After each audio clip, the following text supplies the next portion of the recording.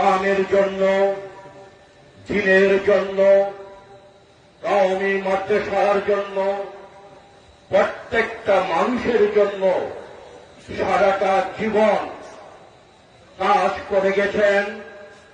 আল্লাহর কাছে আমাদের জন্য দোয়া করে গেছেন, ইসলামের জন্য দোয়া করে গেছেন। আমাদের প্রিয় নবী হযরত মুহাম্মদ সাল্লাল্লাহু আলাইহি ওয়াসাল্লামের পথ অনুসরণ করে কুরআনের আলোতে বাংলাদেশকে ইসলামের আলোকে গড়ার জন্য সারাটা জীবন কাজ করে গেছেন। সেই আল্লামা শফি সাহেবের আজকের এই দোয়া মহফিলের যে আয়োজন, আমার প্রিয় সোনারগাঁয়ের ওলামায়ে একরামগণদেরকে সাথে নিয়ে যে আয়োজন করার যোগ্যতা আল্লাহ পাক আমাকে দিয়েছেন, সেজন্য সর্বপ্রথমে আমি আল্লাহ পাকের দরবারে শুকরিয়া আদায় করি। আজকে এখানে আমার কোনো বক্তব্য দেওয়ার কিছু নেই। আমি আজকে এখানে এসেছি আমার শ্রদ্ধেয় উলামায়ে একরামগণের কাছ থেকে আল্লামা শফি সাহেবের প্রিয় মানুষদের কাছ থেকে কিছু শিখার জন্য, কিছু জানার জন্য, কিভাবে আগামী দিনে আমরা দ্বীনের পথে কাজ করে যাব।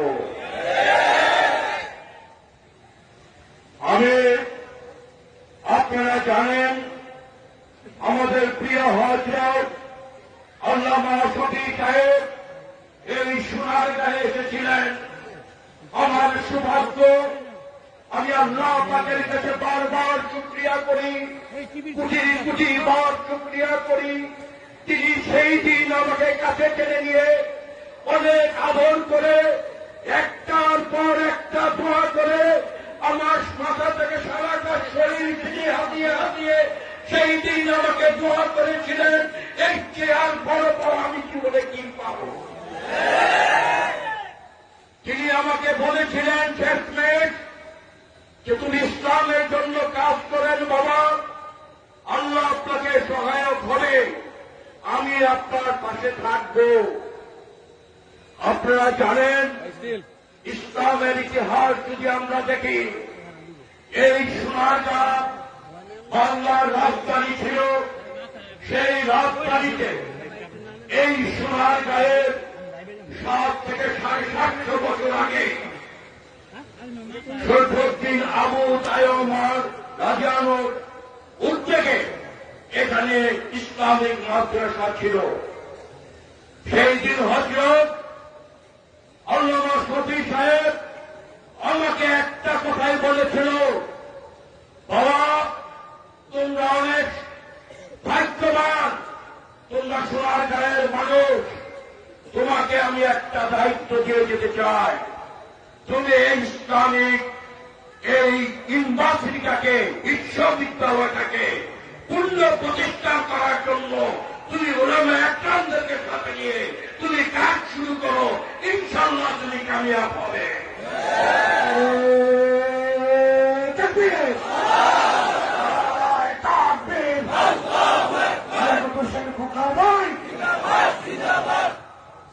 তিনি আমাকে বলেছিলেন যে তুমি প্রয়োজনে প্রধানমন্ত্রী শেখ হাসিনাকে বলবা, আমার কথা বলবা, আমার উলামায়ে একরামদেরকে সাথে নিয়ে যাওয়া, এই ইসলামিক বিশ্ববিদ্যালয়ের ব্যাপারে তার সাথে কথা বলো। তিনি আমাকে বুদ্ধিও অনেক দিয়ে গিয়েছিলেন। এবং সেই আলোকে আজকে আমাদের প্রিয় যে হযরত আমাদের মাঝে নাই, আমি বলি এখানে হযরত আছে, থাকে সব জায়গায়।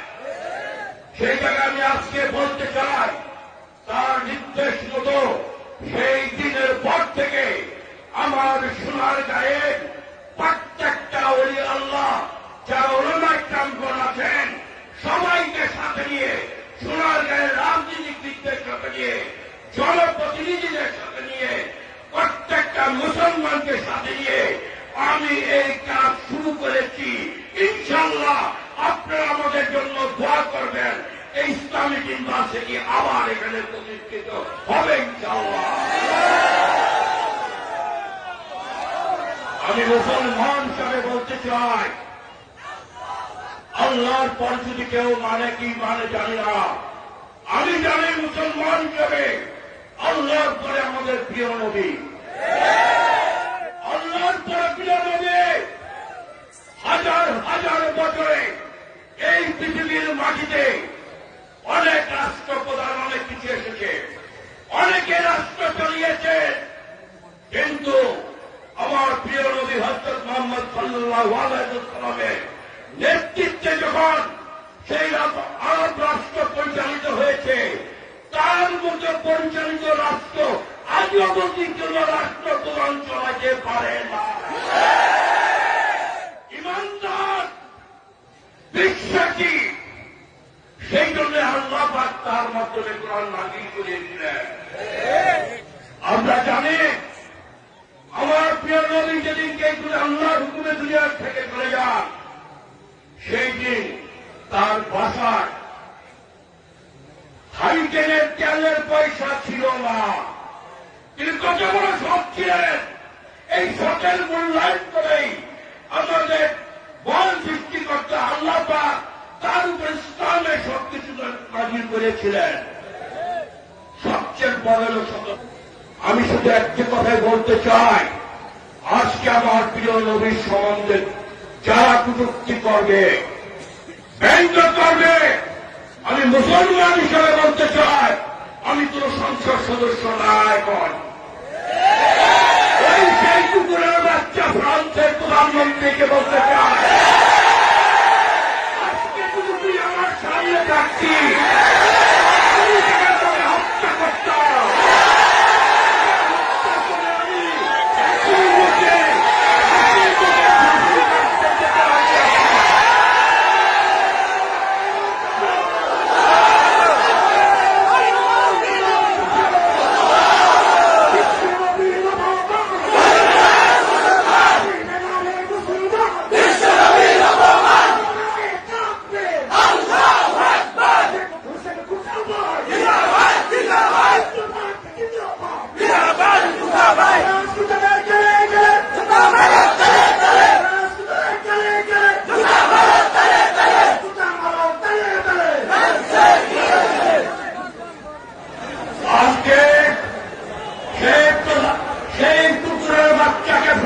সেই কুকুরের বাচ্চাদেরকে বলি, আজকে যদি আমি তোকে সামনে পেতাম, তোকে হত্যা করে হাসির মুখে ফাঁসির কাছে যেতাম।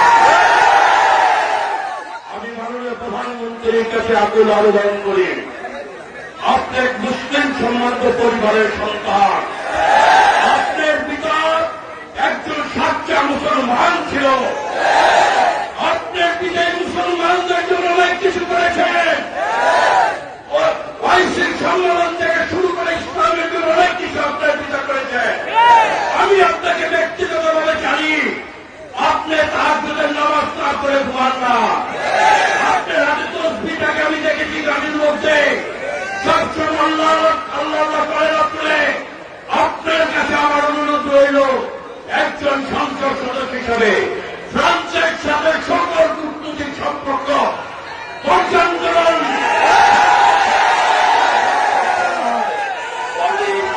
কোন কিছু নাই, আমার নবীর বাইরে কোন পরিচয় নাই। আমাদের নবী নেই, আমার নবীর বিরুদ্ধে যে বলবে তার সাথে কিসের সম্পর্ক?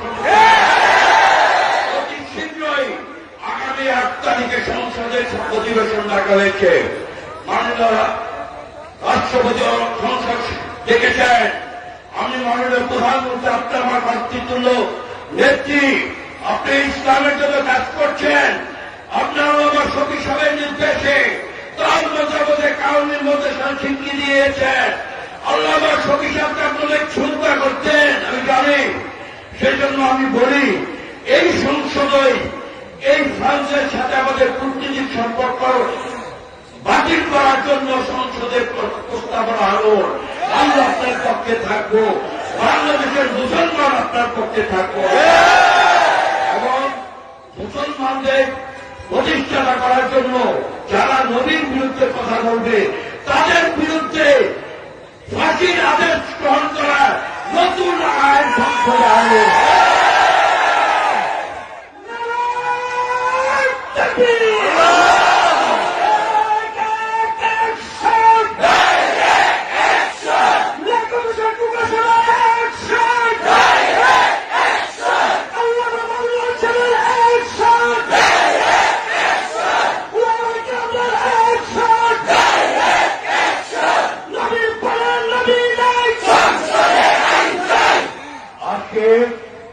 আমি যতটুকু লেখাপড়া এবং বইপত্র থেকে যে শিক্ষা দিয়েছি, যতটুকু জানিয়েছি, আমাদের কোরআন নিয়ে অনেক ইহুদি ওরা অনেক বিশ্বাস করেন যে মুসলমানদের ভিতরে কি আছে, নবীর ভিতরে কি ছিল, কোরআনে কি আছে, এইসব আলোক তারা বিশ্লেষণের পরে একটা জিনিস পেয়েছে আমি জানি, সেটা হল ইসলামের উপরে কোনো কিছু নাই, নবীজির উপরে কিছু নাই, সারা বিশ্ব একদিন মুসলমান হবে। এইসব পরে জানার পথে ইহুদি কাফেররা বিভিন্ন ভাবে মুসলমানকে বিভক্ত করার চেষ্টা করে। তার ফলশ্রুতিতে কাদিয়ানির জন্ম। কাদিয়ানির হেড অফিস কোথায় জানেন? লন্ডনে। ওই কাদিয়ানির হেড অফিস লন্ডনে। তাদের মসজিদের মধ্যে কিসের লাইট আছে? তারা মুসলমান হতে পারে না। এই কাদিয়ানিদের বিরুদ্ধে আমি সবসময় সচ্চার থাকবো, প্রয়োজনে সংসদে আইন আনবো। যাই হোক, আমার আর বলার কিছু নাই, আমি শুধু একটুকে বলবো, আমি একজন মুসলমান হিসাবে এই সোনারগাঁয়ের ওলামা একরামদেরকে সাথে নিয়ে দিনের পথে কাজ করব। আমি আপনাদের সহযোগিতা চাই। এই ইসলামিক ফাউন্ডেশনের মাধ্যমে এই মাদ্রাসা পূর্ণ প্রতিষ্ঠিত যেমন করতে পারি, আপনাদের সকলের সহযোগিতা চাই। পরিশেষে আমি আমার পরিবার, আমার সোনারগাঁয়ের মানুষের জন্য আপনাদের কাছে দোয়া চাই। এখানে ওলামা একরামগণ আছেন, আমার দুটো আপন বোন এবং ভাই অসুস্থ, তার জন্য আমি দোয়া চাই ওলামা একরামদের কাছে। আমার বন্ধু, আমার সহযোগিতা শাহিন ওসমানের সহকর্মী অত্যন্ত গুরুতর অবস্থায় হাসপাতালে আছেন হিন্দু ওসমান, তার অপারেশন হয়েছে, তার শরীরটা খারাপ, ওনার জন্য আপনাদের দোয়া চেয়ে, সোনারগাঁয়ের ওলামা একরামদের জন্য দোয়া চেয়ে, দিনের জন্য দোয়া চেয়ে বিদায় নিচ্ছি। আসসালামু আলাইকুম ওয়া রাহমাতুল্লাহি ওয়া বারাকাতুহু।